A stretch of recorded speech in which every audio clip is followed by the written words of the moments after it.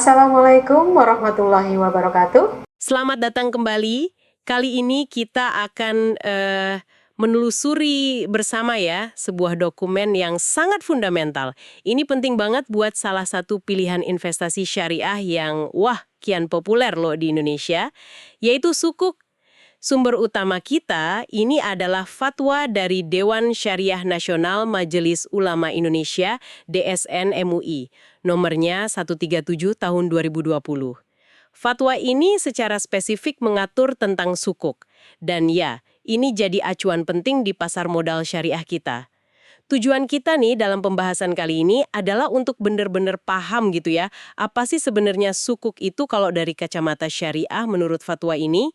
Terus, kenapa perlu ada fatwa yang lebih baru, lebih detail, dan yang paling krusial nih buat Anda, apa aja poin-poin kunci yang perlu dipegang? Apalagi kalau Anda tertarik atau malah udah investasi di instrumen ini. Oke, mari kita mulai penelusuran kita terhadap fatwa ini. Mungkin pertanyaan awal yang muncul ya, kenapa DSN MUI merasa perlu gitu ngeluarin fatwa baru di tahun 2020 ini? Bukannya udah ada ya fatwa 032 tahun 2002, yang itu kan juga bahas obligasi syariah, yang ya sering disebut juga sukuk kan? Pertanyaan yang sangat relevan itu. Jadi fatwa baru ini muncul karena beberapa alasan mendasar. Ini dijelaskan kok di bagian awal fatwa, di bagian menimbang. Pertama kita lihat deh perkembangan pasar modal syariah di Indonesia. Dinamis banget kan? Kebutuhan pendanaan buat proyek, buat bisnis, itu makin besar. Nah di sisi lain, minat investor buat naruh dana sesuai prinsip syariah juga terus naik.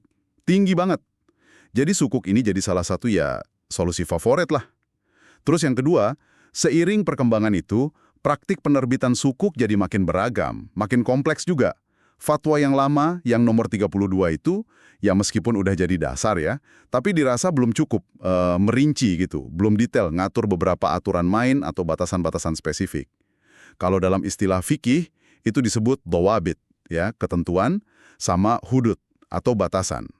Makanya, Fatwa 137 ini hadir buat ngasih panduan yang lebih komprehensif, lebih detail, dan menjawab tantangan praktik terkini. Jadi, ia memastikan semuanya tetap dalam koridor syariah. Semacam penyempurnaan dan penajaman aturan lah.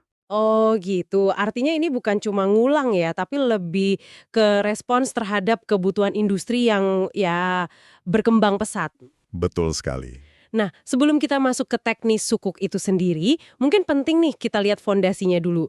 Fatwa ini kan pasti punya dasar hukum syariah yang kuat ya? Tentu saja, pasti itu.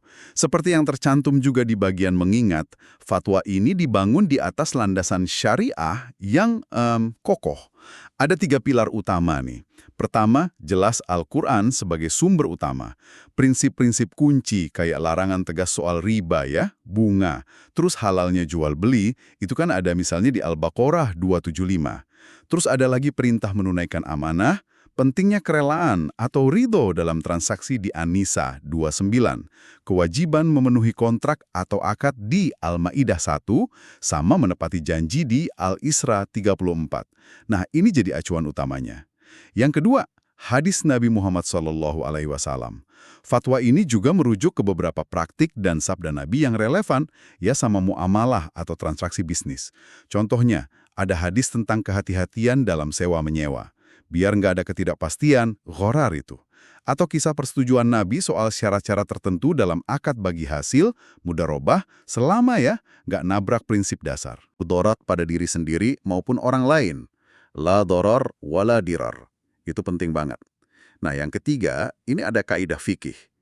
Ini prinsip-prinsip hukum Islam yang sifatnya lebih umum, hasil ijtihad para ulama. Misalnya nih, kaidah pada dasarnya, segala bentuk muamalah itu boleh, kecuali ada dalil yang mengharamkannya. Ini kan membuka ruang inovasi ya. Terus ada juga prinsip bahwa hukum Islam itu selalu orientasinya ke kemaslahatan, kebaikan. Serta prinsip keadilan kayak keuntungan sejalan dengan risiko, al-ghummu bil ghurmi, dan hasil sejalan dengan biaya atau beban, al-haraj bi ad-doman. Wah, jadi rujukannya memang berlapis-lapis ya, sangat komprehensif, mulai dari sumber primer sampai prinsip turunan. Ini nunjukin kehati-hatian DSN MUI ya dalam merumuskan panduan buat instrumen sepenting sukuk ini. Ya, betul. Baik, nah dengan landasan yang kuat itu, mari kita ke intinya nih. Apa sih sebenarnya definisi sukuk menurut Fatwa 137 ini? Gimana fatwa ini ngejelasinnya secara teknis? Oke, jadi dalam ketentuan umum fatwa ini ya, sukuk itu didefinisikan sebagai surat berharga syariah atau bisa juga disebut efek syariah. Bentuknya bisa sertifikat, bisa juga bukti kepemilikan lain. Penting dicatat nih, setiap unit sukuk itu nilainya sama. Nah, yang paling fundamental dan jadi pembeda utama, sukuk itu mewakili bagian kepemilikan yang tidak terpisahkan atas aset yang mendasarinya. Oh, bagian kepemilikan yang tidak terpisahkan. Iya, istilah fikihnya itu musyar, dan aset dasarnya itu disebut usyul al-syukuk. Kepemilikan musya'ah artinya apa ya itu secara praktis buat investor? Agak teknis nih. Oke, biar gampang ya. Secara praktis, coba bayangkan Anda dan para pemegang sukuk lainnya itu secara kolektif, bareng-bareng, punya aset yang jadi dasar penerbitan sukuk itu. Misalnya gedung atau mungkin armada transportasi, atau bisa juga hak manfaat atas sebuah proyek. Nah, sertifikat sukuk Anda itu ya bukti saham atau porsi kepemilikan Anda dalam kolam aset bersama itu.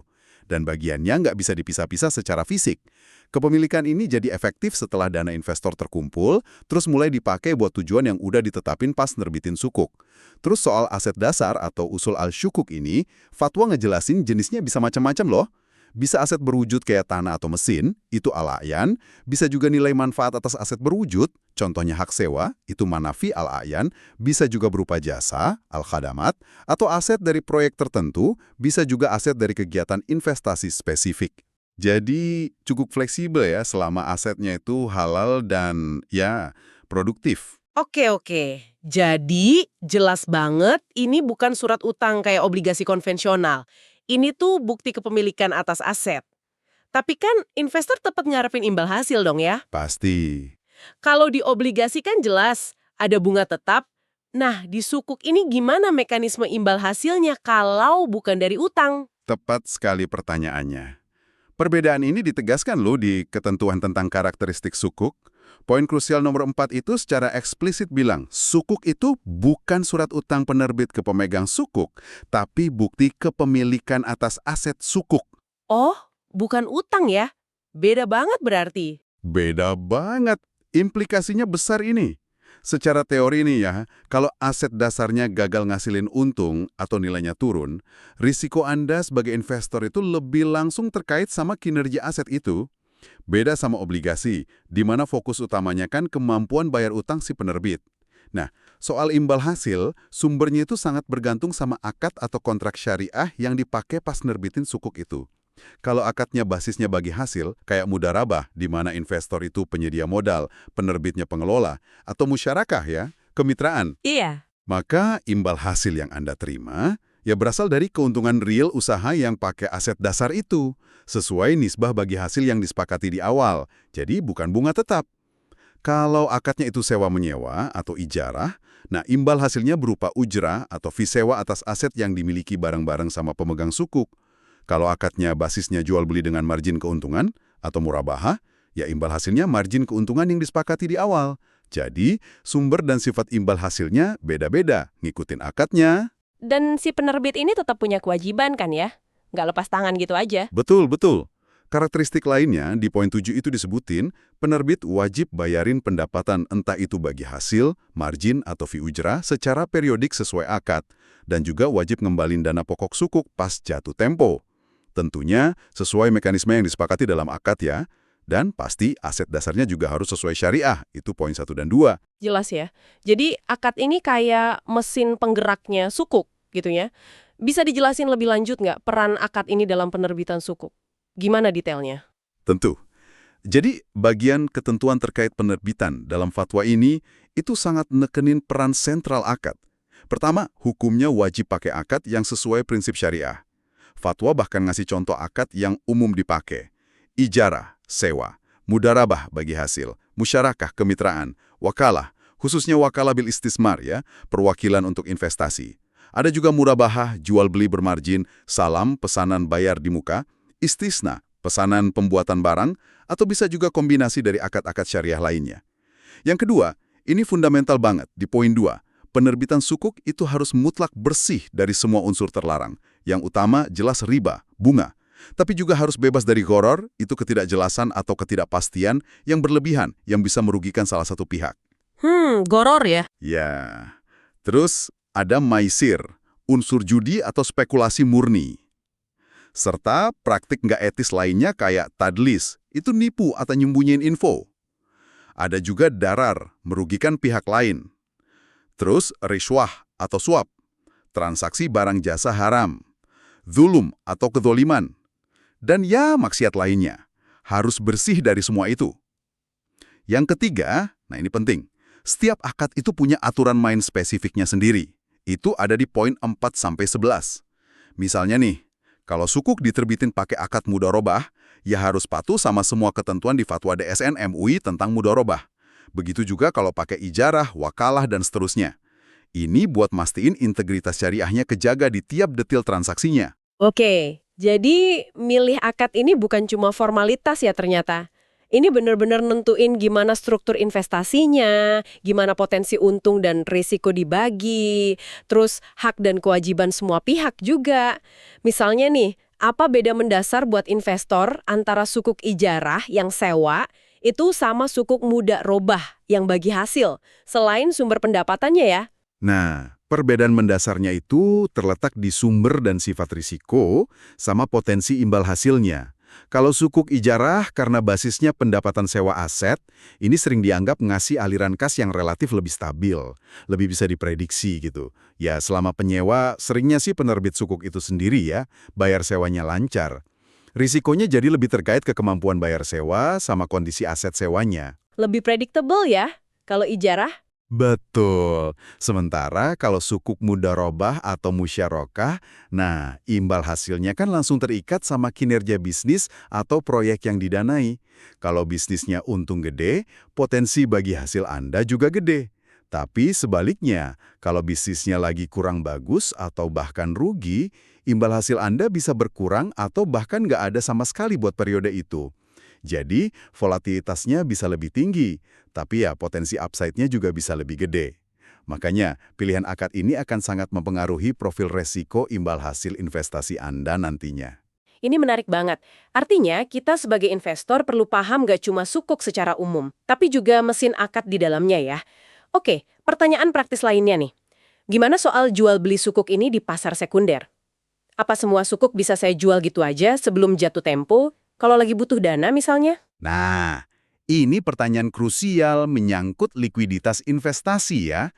Fatwa ini ngatur jelas kok di bagian ketentuan terkait diperdagangkannya sukuk di pasar sekunder.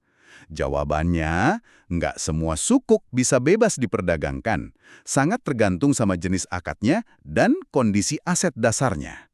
Oh, nggak semua bisa ya? Nggak semua. Aturan utamanya, ini ada di poin 1, adalah sukuk itu hanya boleh diperdagangkan kalau aset yang mendasarinya, si usul asyukuk itu, bukan berupa dain. Dain itu utang atau piutang, ya, atau bukan berupa uang tunai. Kenapa? Karena dalam fikih Islam, memperjualbelikan utang dengan utang atau dengan harga beda secara nggak tunai itu dilarang, bisa jatuh ke riba. Nah, berdasarkan prinsip ini, sukuk yang diterbitin pakai akad basisnya jual beli kayak murabaha, tapi ini setelah barang diserahin ke pembeli ya, jadi timbul piutang. Terus akad salam dan istisna ini setelah barang jadi dan diserahin timbul piutang pembayaran, itu tidak dapat diperdagangkan di pasar sekunder. Ada di poin 2 itu. Jadi murabaha, salam, istisna nggak bisa ya? Betul. Karena pada dasarnya, yang tersisa itu kan piutang penerbit ke investor.